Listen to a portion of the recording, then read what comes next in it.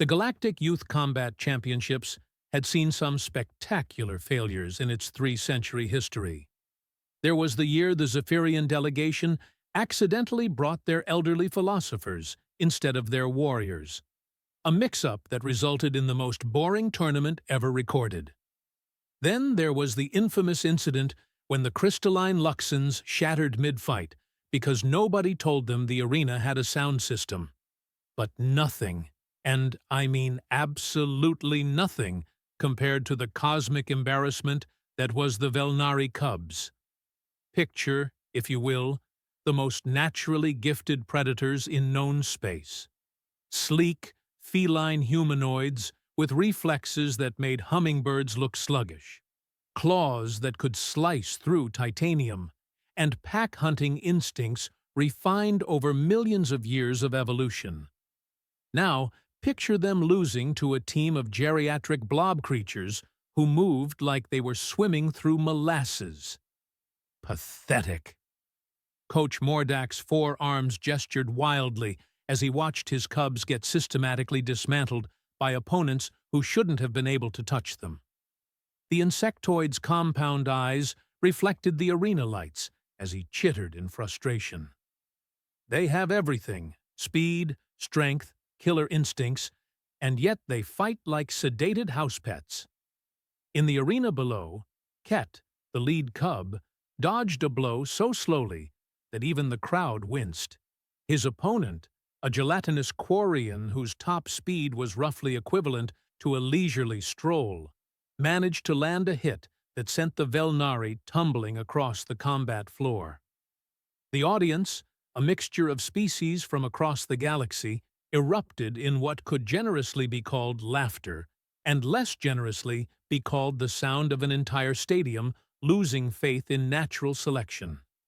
Nox, the largest of the cubs, attempted what should have been a devastating charge.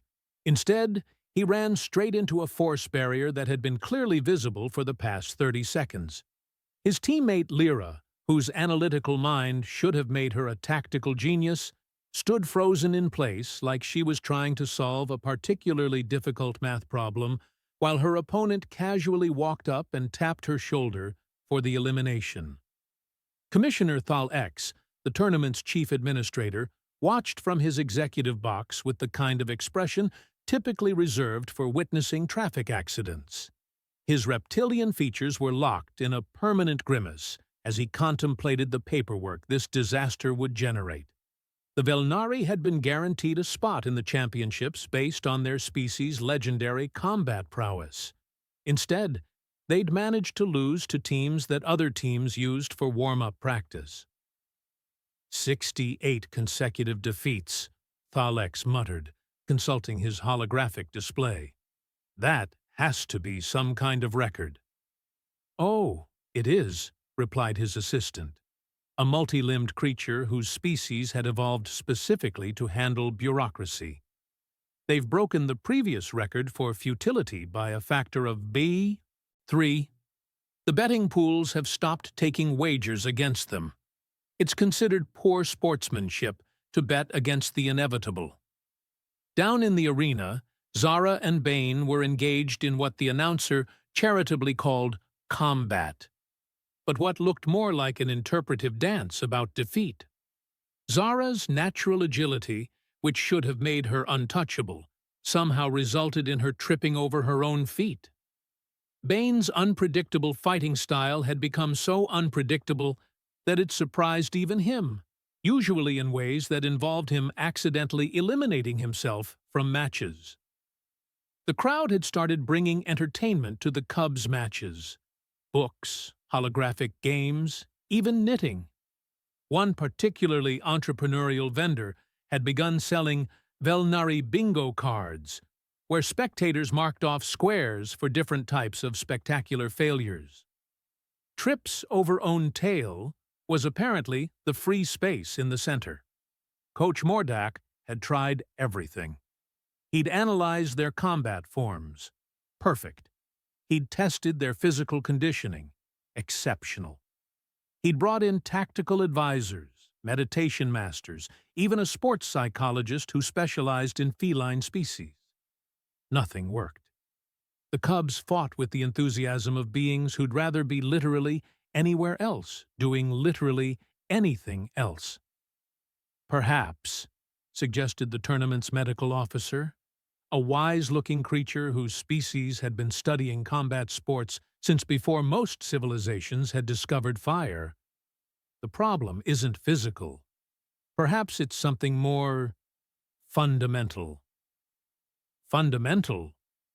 Mordak's antennae twitched with irritation. They have all the fundamentals: speed, strength, reflexes, training. Heart, interrupted the medical officer. I mean heart. When did you last see a fighter succeed without passion? Mordak was about to dismiss this as philosophical nonsense when Commissioner Thalex's assistant approached with a datapad and an expression that somehow managed to look apologetic, despite belonging to a species with no recognizable facial features. Sir, we have a problem. The Velnari homeworld is threatening to withdraw from the Galactic Athletic Coalition entirely if their cubs don't show improvement. They're claiming we've sabotaged their fighters somehow. Thalex's tail thrashed. Never a good sign. Sabotaged? We've given them everything they asked for.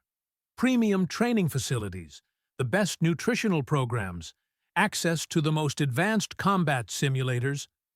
Yes, sir. But they're pointing out that every other species seems to perform better than expected, while theirs performs worse.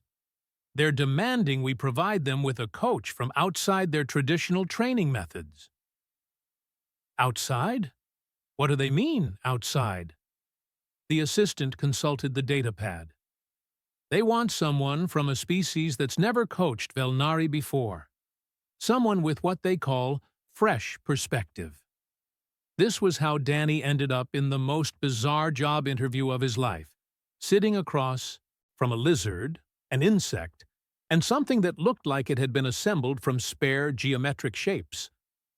The humans had only recently been admitted to the galactic community, and their participation in most interstellar activities was still considered somewhat experimental. Let me understand this correctly, Danny said, leaning back in his chair. You want me to coach a team of alien cat people who keep losing to opponents they should be able to defeat blindfolded?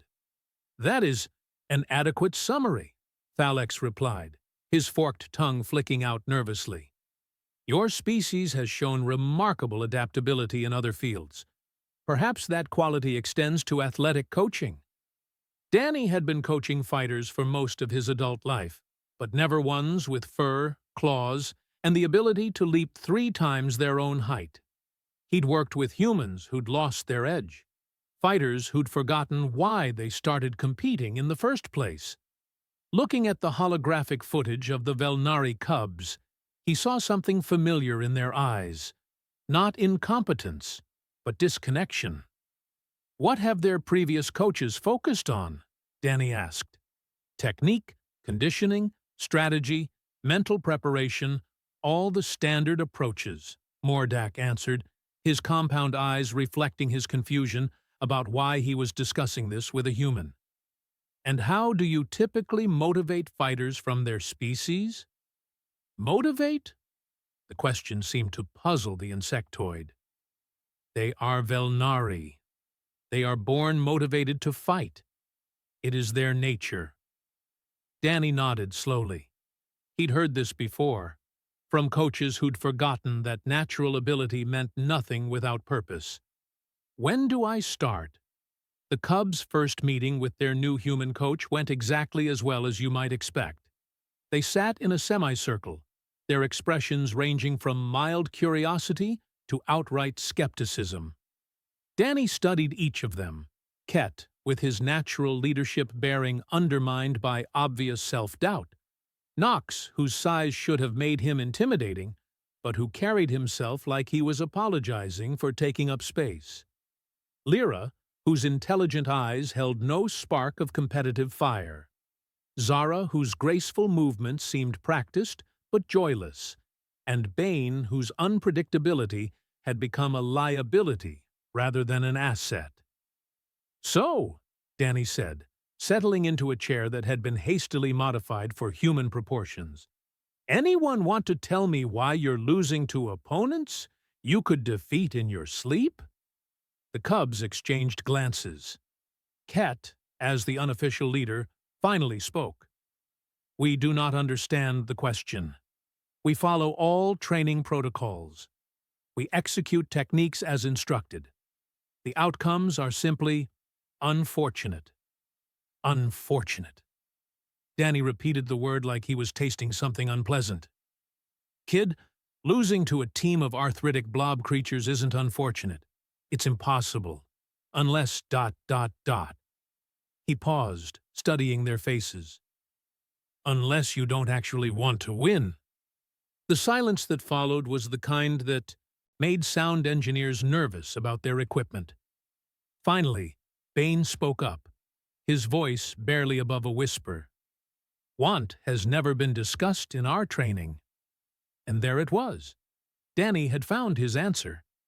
Danny spent the next 3 days doing something that apparently no coach in the Cubs' history had bothered with. Actually watching them. Not their technique, not their form, not their adherence to training protocols, but them. How they moved when they thought nobody was looking. How they interacted with each other between sessions. How they held themselves when they walked through the corridors of the training facility. What he saw made him want to punch something, preferably the face of whatever genius had designed their previous training regimen. The Cubs moved like ghosts, haunting their own bodies. Ket carried himself with the posture of a leader who'd been told leadership was a burden rather than a privilege. Knox apologized for his presence with every step, as if being large was somehow offensive. Lyra approached every situation like a problem to be solved rather than an experience to be lived. Zara's natural grace had been refined into mechanical perfection, all the joy squeezed out like water from a sponge. And Bain, poor Bain, had been so conditioned to suppress his instincts that his unpredictability was really just confusion about what he was supposed to want. Tell me about your species, Danny said during their second training session, ignoring the carefully prepared workout regimen Coach Mordak had left behind.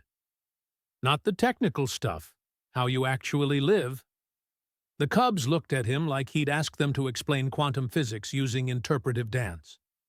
We are pack hunters, Ket offered uncertainly. We coordinate attacks.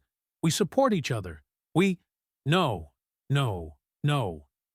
Danny waved his hand. That's textbook stuff.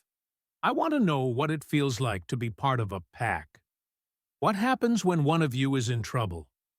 What happens when you succeed together? Lyra tilted her head, a gesture so unconsciously feline it made Danny smile. Feel like? We have not been trained to analyze emotional responses to pack dynamics. Of course they hadn't. Danny had worked with plenty of fighters who'd been overtrained, but this was the first time he'd encountered a group that had been trained out of their own instincts. It was like teaching a fish to walk, and then wondering why it kept drowning.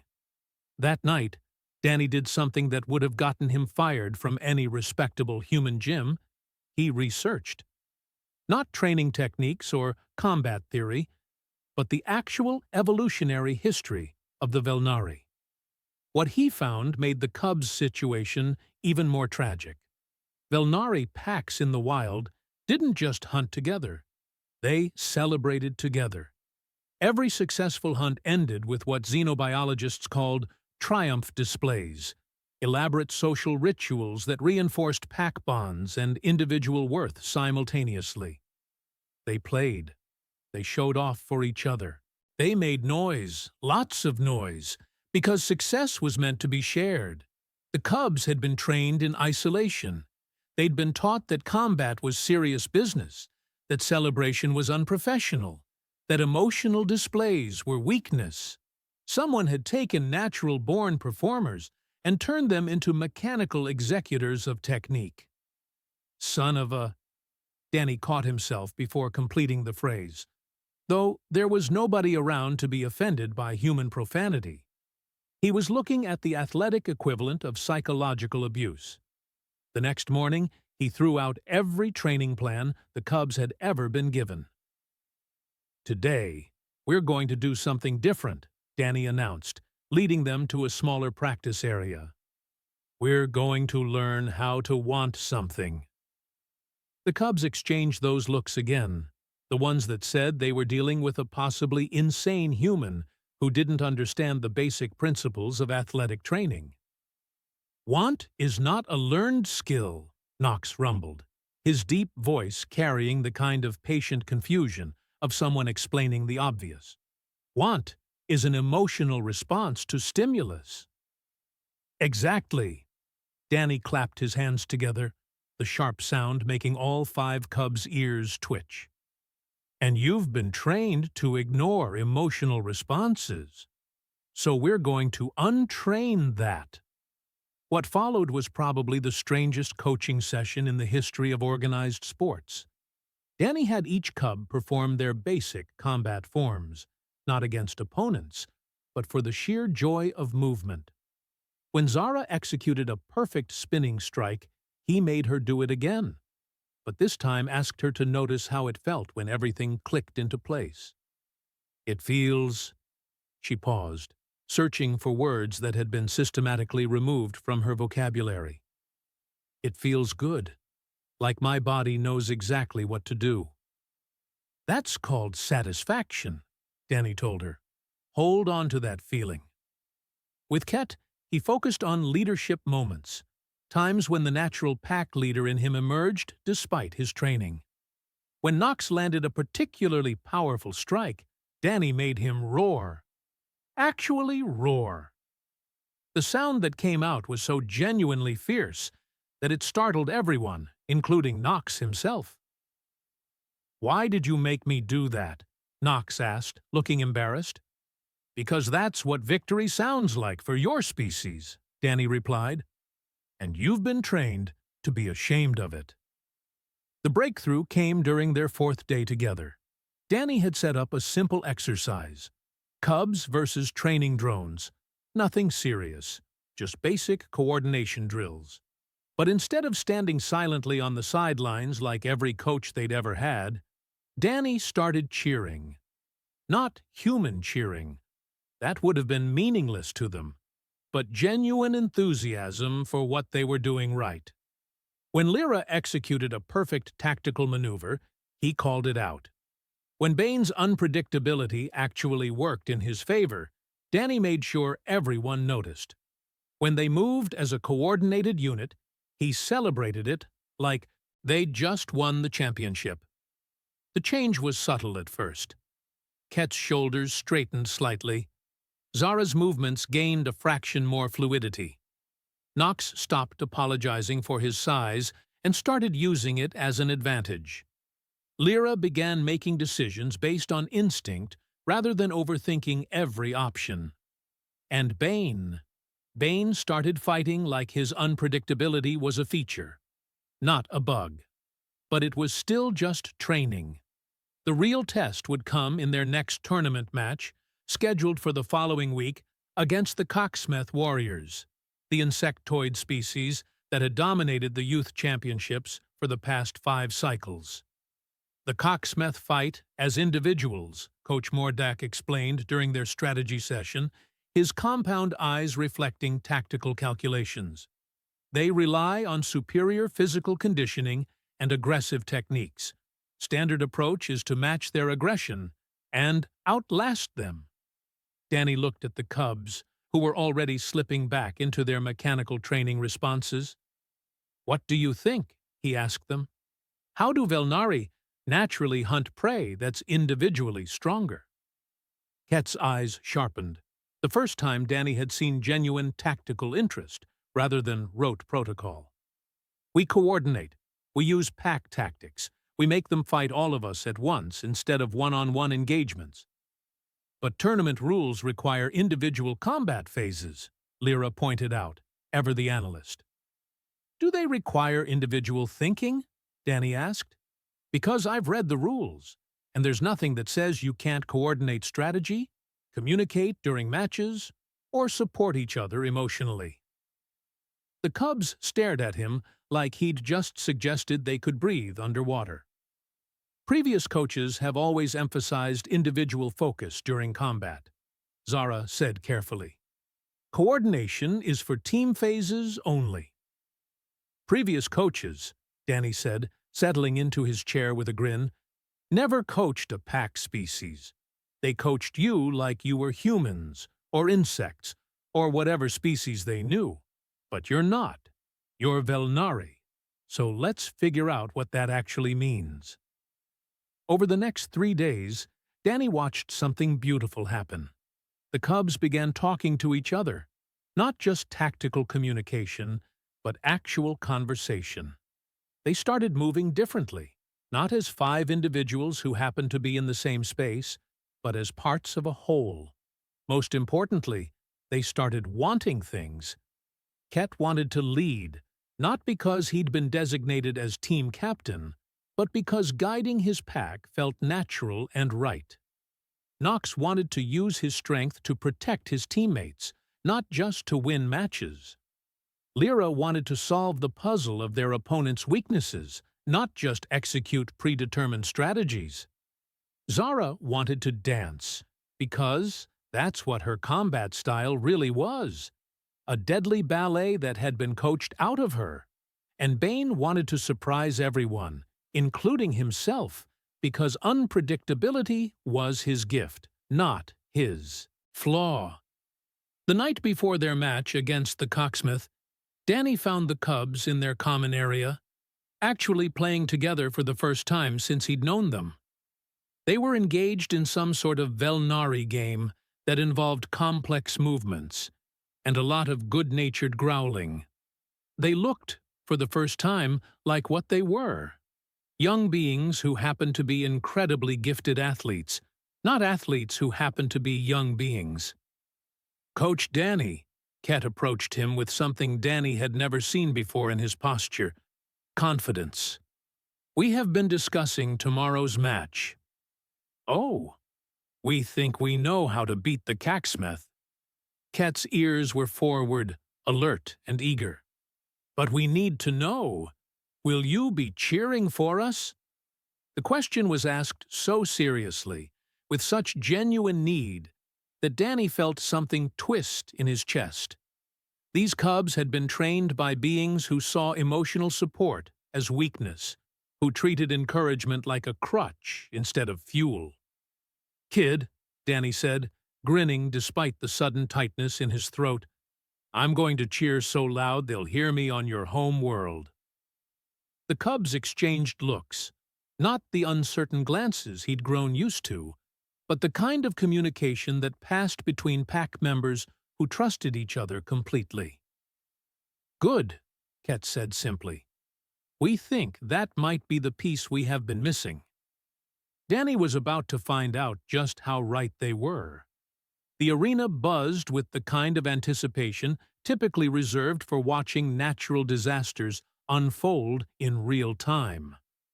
Word had spread throughout the galactic sports community that the Velnari Cubs, the same team that had managed to lose to a group of elderly philosophers who'd wandered onto the wrong transport, were facing the Cocksmith Warriors. The betting pools had reopened, but only to take wagers on how quickly the Cubs would lose and whether any of them would manage to land a single blow. Danny stood in the coaching area, watching the warm-ups with the kind of nervous energy he hadn't felt since his first professional bout. The Cocksmith Warriors moved like killing machines, which, evolutionarily speaking, they were. 6-limbed insectoids with exoskeletons that could deflect most conventional weapons, they fought with the cold efficiency of beings who viewed combat as a mathematical equation with only one correct answer. Hive Commander Skal, their leader, stood nearly 8 feet tall and possessed the kind of predatory focus that made other species instinctively step backward. Warrior Neth moved with surgical precision, every gesture calculated for maximum efficiency. Drone Prime Gox was built like a living tank, his reinforced carapace scarred from countless victories. The cubs looked different, not dramatically. They still had the same sleek builds, the same natural grace, the same physical capabilities they'd always possessed. But something in their posture had changed. They moved like they belonged in their own bodies again. Ket stood at the center of his pack, not because protocol demanded it, but because leadership flowed from him naturally. Knox had stopped hunching his shoulders, finally comfortable with taking up the space his size required. Lyra's analytical mind was focused outward instead of inward, studying their opponents with genuine tactical curiosity rather than fearful calculation. Zara stretched with fluid motions that looked more like dance than calisthenics. And Bane was practically vibrating with contained energy, like a spring wound too tight. "The Velnari Cubs have a new coaching approach," the arena announcer proclaimed, his voice echoing off the walls. "For the first time in tournament history, they've brought in a human trainer. Whether this represents innovation or desperation remains to be seen." Commissioner Thalex observed from his executive box, his reptilian features carefully neutral. Beside him, various dignitaries from across the galaxy settled in to watch what most expected to be a mercifully brief slaughter. The Velnari homeworld's representative sat forward in his seat, his own feline features tense with what looked like hope, mixed with impending embarrassment. The first phase began with individual combat, each team selecting champions for single elimination rounds. Standard Velnari protocol would have been to send their technically best fighter. Instead, Danny watched Ket gesture to his pack, actually consulting them like their opinions mattered. "We send Zara first," Ket announced, his decision carrying the weight of genuine leadership rather than arbitrary authority. Zara stepped into the combat circle, facing Warrior Neth. The insectoid's compound eyes tracked every micro-movement, calculating angles and probabilities. Previous Velnari fighters would have opened with textbook techniques, following predetermined patterns that their opponents could easily counter. Zara began to dance. Not literally. This was still a combat sport. But her movement flowed with a fluidity that made watching her feel like witnessing poetry in motion. Every strike connected smoothly to the next, every dodge flowing into a counterattack. She wasn't following a fighting form, she was improvising, letting her body express itself the way it had evolved to move. Warrior Neth, programmed for efficiency, found herself fighting an opponent who made no mathematical sense. Zara's attacks came from unexpected angles, flowed into combinations that defied tactical logic, and somehow managed to find gaps in Neth's defense that shouldn't have existed. The crowd, prepared for another embarrassing Velnari defeat, gradually fell silent. This wasn't the mechanical combat they'd grown accustomed to seeing from the Cubs. This was art. "Come on, Zara." Danny's voice cut through the arena noise like a blade through silk. "Show them what a real hunter looks like." The effect was immediate and electric. Zara's ears perked up at the genuine enthusiasm in her coach's voice, and something shifted in her expression. The careful control she'd maintained throughout the match gave way to something wilder, more primal. She wasn't just fighting anymore. She was hunting. Warrior Neth managed exactly 3 more defensive moves before Zara's claws found their mark, delivering a strike that sent the insectoid tumbling across the combat floor. The crowd erupted, not in laughter this time, but in genuine amazement. "Winner! Zara of the Velnari!"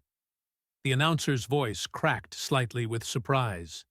The Cubs' celebration was nothing like the subdued acknowledgments they'd been trained to give. Ket let out a roar of triumph that made half the arena's occupants instinctively check their exits. Knox pounded the barrier with enthusiasm that would have been embarrassing in their previous mindset, but now felt perfectly natural. Bain did some sort of acrobatic flip that served no tactical purpose except expressing pure joy. And Danny grinned like he'd just watched his own daughter take her first steps. Hive Commander Skal observed this display with the kind of cold calculation his species had perfected over millennia. Emotional responses were weaknesses to be exploited, not strengths to be celebrated. He selected his next fighter accordingly. Drone Prime Gox will face their largest fighter, Skal declared. Brute force against brute force. Knox stepped into the circle, and for the first time in his competitive career, he didn't apologize for his presence. He stood at his full height, shoulders square, looking every inch the apex predator his genetics had designed him to be. Drone Prime Gox was a living siege engine built for overwhelming offensive power. His opening charge would have flattened most opponents, turning combat into a simple question of physics. Knox caught him. Not deflected, not dodged, caught. The massive Velnari absorbed the impact, his claws finding purchase on Gox's carapace, and suddenly the brute force equation had two variables instead of one. "That's it, big guy?" Danny's encouragement rang across the arena. "Show them what happens when an unstoppable force meets an immovable object." What happened was that the immovable object decided to move anyway. Knox lifted Drone Prime Gox, all 800 pounds of armored insectoid, over his head, and held him there for a moment that seemed to stretch into eternity. The crowd held its collective breath. Then Knox brought his opponent down in a controlled throw that managed to be both devastating and oddly gentle, ending the match without causing permanent injury. The arena exploded. Species that had been making jokes about the Velnari cubs 5 minutes earlier were now on their feet, cheering for beings they'd written off as cosmic jokes. 2 wins! The Cubs had managed 2 consecutive victories against opponents who should have annihilated them. Hive Commander Skal's compound eyes reflected something that might have been concern. This was not proceeding according to any tactical model his species understood. Emotional responses were supposed to be chaotic, unpredictable weaknesses. They weren't supposed to make fighters better. The third match pitted Lyra against Skal himself. Analytical mind against hive intelligence. Individual creativity against collective calculation. Skal fought like a computer program made flesh. Every move optimized for efficiency. Every strategy calculated for maximum probability of success. He was, by any reasonable measure, the superior fighter. Lyra fought like someone who'd finally been given permission to think. Her analytical nature, previously turned inward in endless self-doubt, now focused outward with laser precision. She read Skal's patterns, anticipated his strategies, and began doing something that made Danny's coaching heart sing. She started adapting in real time. When Skal shifted to aggressive offense, Lyra became untouchable, flowing around his attacks like water around stone. When he pulled back to defensive positioning, she pressed forward with strikes that found weaknesses in his guard that he didn't know existed. She wasn't just fighting. She was solving the puzzle of how to defeat someone who should have been unbeatable. "Think, Lyra," Danny called out. "You're smarter than any hive mind. Use that brain." Skal made his fatal error in the final exchange. Faced with an opponent who refused to follow predictable patterns, he fell back on brute force tactics, abandoning the subtle strategies that made him dangerous. Lyra was waiting for exactly that mistake.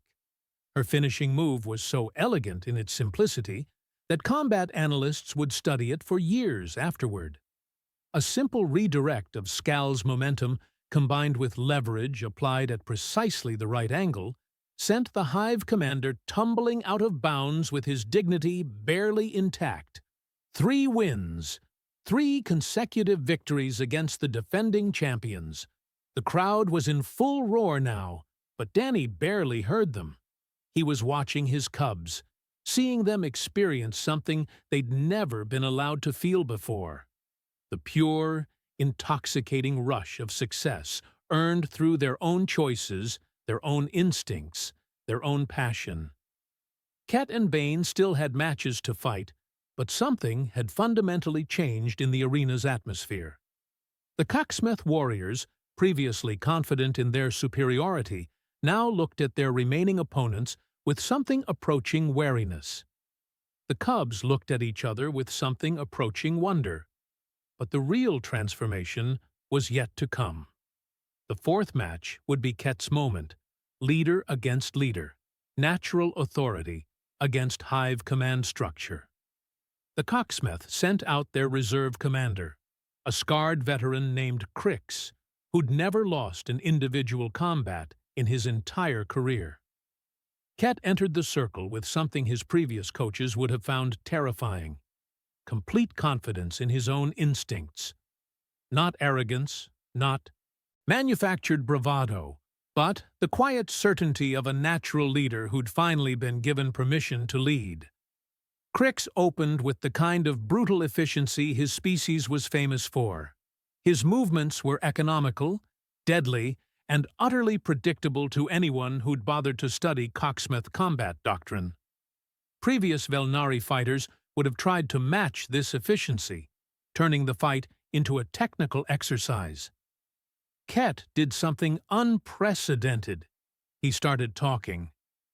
"You fight well," he called out between exchanges, his voice carrying easily across the combat circle. "But do you know why you fight?" Crix's compound eyes reflected confusion. Psychological warfare wasn't part of standard Cocksmith tactics. Combat was about physical dominance, not mental games. "I fight to win," Crix replied, launching another precisely calculated attack sequence. "I fight for them," Ket responded, gesturing briefly toward his packmates.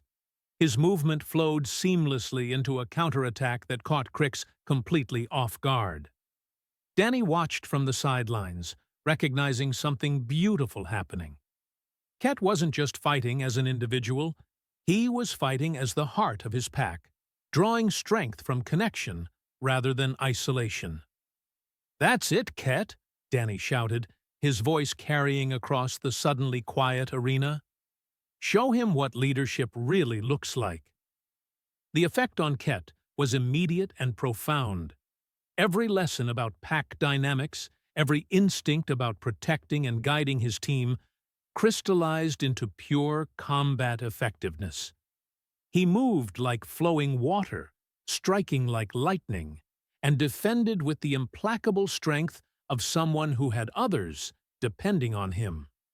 Crix, trained in individual combat excellence, found himself facing an opponent who drew power from sources his species didn't understand. Every time the insectoid pressed an advantage, Ket's awareness of his watching packmates seemed to fuel new reserves of strength and creativity. The end came suddenly.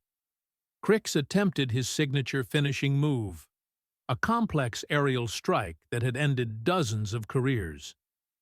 Ket caught him mid-leap with a technique that was part martial art, part pack-hunting instinct, and entirely devastating. The insectoid hit the ground with the kind of finality that ended arguments. The arena fell silent for a heartbeat. Then, the explosion of noise that followed made the previous celebrations sound like whispered conversations. 4 wins, 4 consecutive victories against opponents who dominated the tournament circuit for cycles. But it was the 5th and final individual match that would become legend. Bane stepped into the circle to face the last Cocksmith fighter, a young warrior named Vex, who'd been brought specifically to counter unpredictable opponents. The insectoid's entire training regimen had focused on adaptability, on reading and responding to chaos. What Vex hadn't prepared for was an opponent who'd finally embraced chaos as an art form. Bane moved like liquid madness, flowing between fighting styles with no apparent pattern or logic. One moment he fought like a classical duelist, the next like a street brawler, then suddenly shifted to techniques that seemed entirely improvised.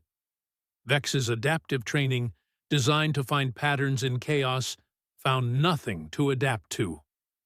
"Let it flow, Bane." Danny's encouragement rang across the arena. "Show them that unpredictable doesn't mean unfocused." And that's when the true magic happened. Bane's chaotic fighting style suddenly revealed its underlying structure. Not randomness, but infinite possibility channeled through perfect instinct. He wasn't fighting without pattern. He was creating new patterns faster than his opponent could process them. Vex, overwhelmed by an approach that defied every tactical theory his species had developed, made the critical error of hesitation.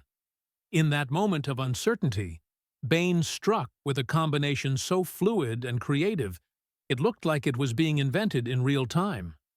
5 wins. A complete sweep of individual combat against the defending champions. The Cubs erupted in celebration that was part victory roar, part pack bonding ritual, and entirely magnificent to witness. They moved as one unit, supporting each other, sharing the triumph as a collective achievement rather than individual victories.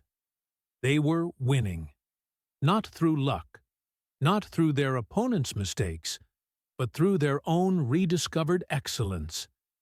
They were remembering what they were born to be. And Danny was already planning how to help them become even better. The tournament was far from over, but something told him the galaxy was about to learn a very important lesson about what happened when you gave natural-born champions permission to actually want something.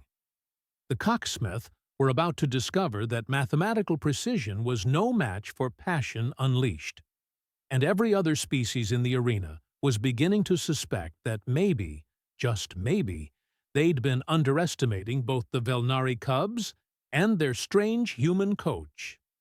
The championship finals arrived with the pomp and circumstance typically reserved for crowning emperors or launching new solar systems. The arena had been expanded to accommodate the largest audience in tournament history. Beings from every corner of the galaxy had arrived to witness what sports commentators were calling the most improbable comeback in competitive combat history. The Velnari Cubs, no longer the cosmic punchline they'd been mere weeks ago, now carried themselves with the quiet confidence of apex predators who'd remembered their place in the food chain. They moved as a unit through the pre-match ceremonies, 5 individuals functioning as a single, perfectly coordinated organism. Their opponents in the finals were the Nexari Dominants, a species that had dominated team combat for the better part of a decade. Unlike the individual excellence of the cocksmith, the Nexari fought as a hive mind, their consciousness literally linked during combat. They moved with supernatural coordination, anticipated each other's actions perfectly, and had never lost a team match in recorded history.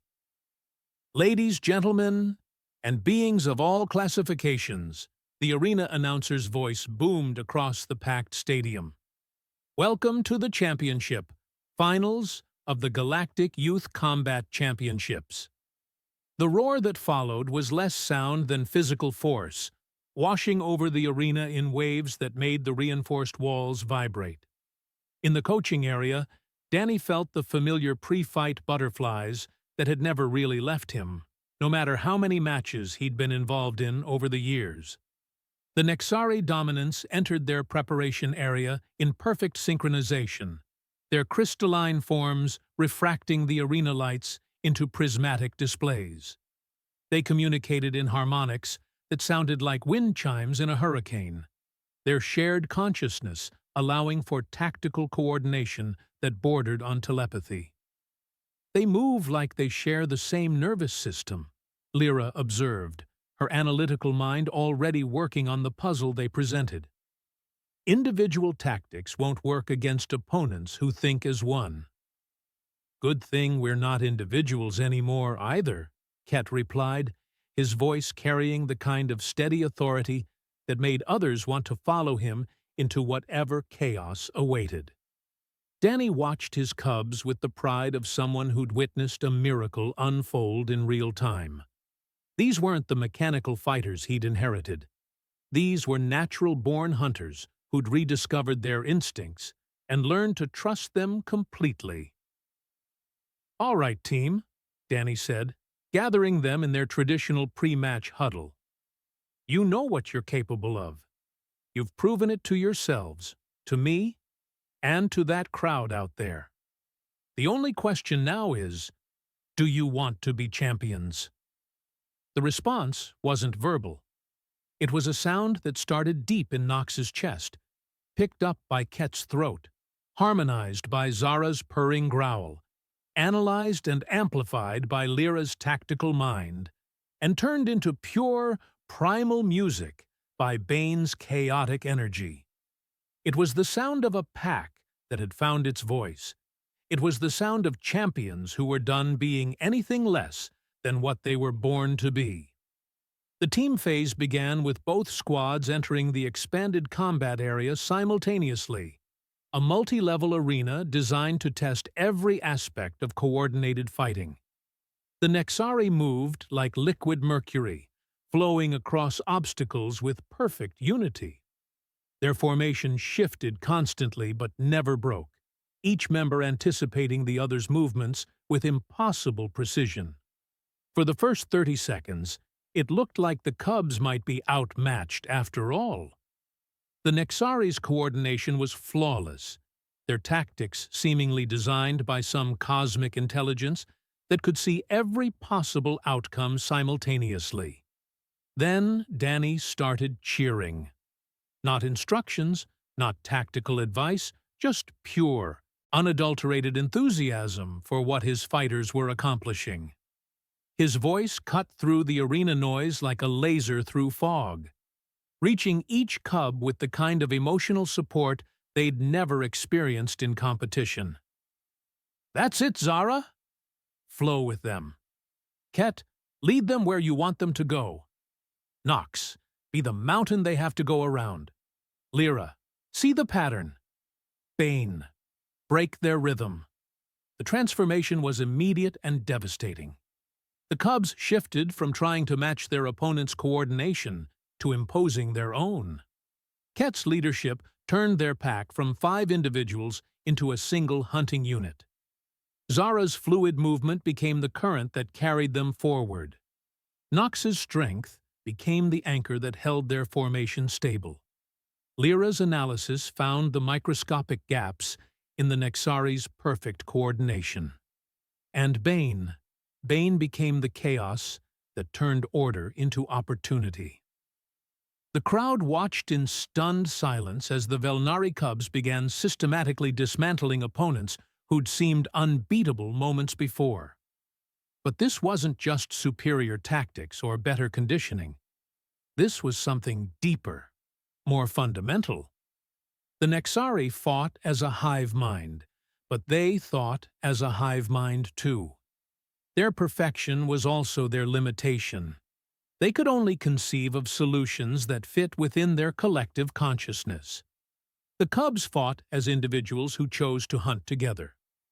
Their coordination came from trust, communication, and mutual respect, rather than shared consciousness. When the situation demanded adaptation, they could shift tactics instantly. When innovation was needed, any one of them could contribute new ideas.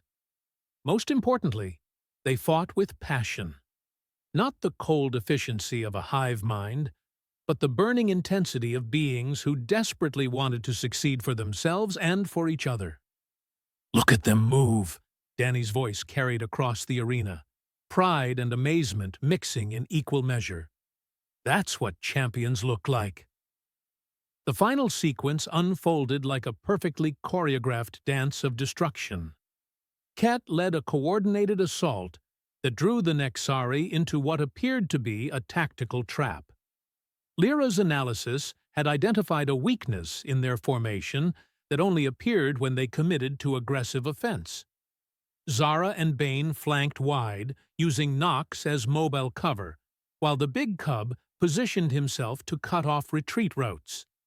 The Nexari, locked into their perfect coordination, couldn't adapt fast enough to the cub's fluid tactics. Their hive mind had calculated the optimal response to every conventional strategy. But the cubs weren't fighting conventionally. They were fighting like Velnari, with all the creativity and passion that entailed. When the arena's victory signals finally sounded, the silence that followed lasted exactly long enough for the truth to sink in. The Velnari Cubs, the same team that had lost to geriatric philosophers and gelatinous blob creatures, had just defeated the RVV, most dominant team in tournament history. Then the explosion of sound that followed made every previous crowd reaction seem like a whispered conversation. Beings who'd never heard of the Velnari were on their feet, cheering for underdogs who'd become champions through sheer force of rediscovered will. In the aftermath, as trophy presentations and ceremony preparations swirled around them, Danny found himself in a quiet moment with his cubs. They looked different now, not just confident, but complete. They'd found something that had been trained out of them and made it their own again. "Coach Danny," Ket said, his voice carrying the kind of respect that couldn't be manufactured or demanded, "we need to ask you something." "Shoot, kid. Why did you believe in us when nobody else would?" Danny looked at these 5 young beings who'd taught him as much as he'd taught them, and realized the answer was simpler than he'd expected. "Because you're champions," he said. "You always were. You just needed someone to remind you that being a champion isn't about being perfect. It's about caring enough to try." The victory celebration that followed would be remembered long after the specific scores were forgotten. The Cubs didn't just accept their championship trophy.